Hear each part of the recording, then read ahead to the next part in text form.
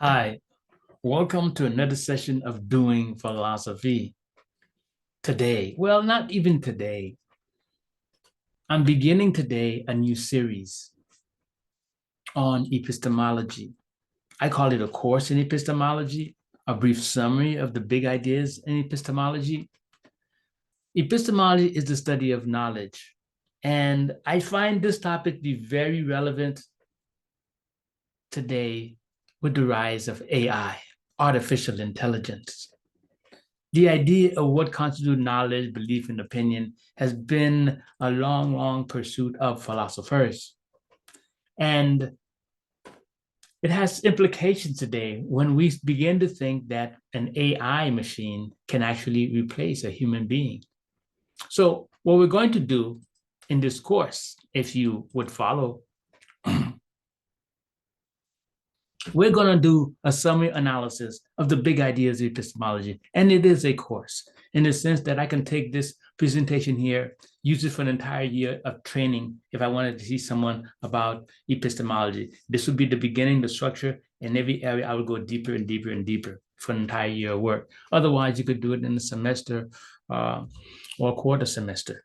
So I do direct my work towards college-minded individuals, but it's for anyone. So the word epistemology means study of knowledge, epistemic.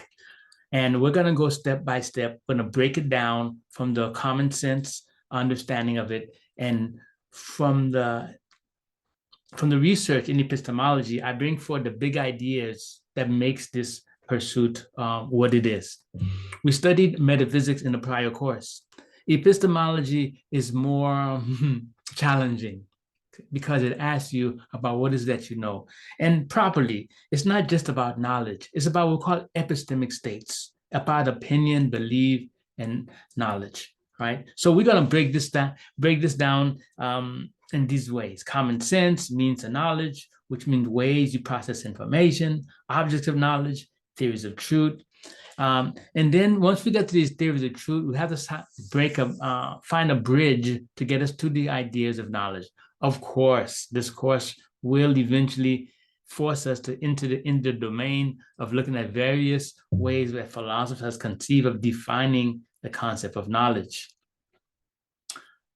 But for now, my introduction is that this is a journey into the mind. And in this particular thing, when we're dealing with epistemology, one of the challenges we have to understand is that knowledge is supposed to be rather objective. It's a driving force in so many things today. It's objective. Scientists say it's objective. The mathematicians is objective. But it's a very subjective side to epistemology. And in this course, I want to break that out. I want to bring forth the ideas that when we say objective, what exactly do we mean by that? What exactly do we mean by that? And as always, in my courses, in my channel here, it's about empowering you to be able to think more critically. It's about empowering you for you to be able to develop your own philosophy.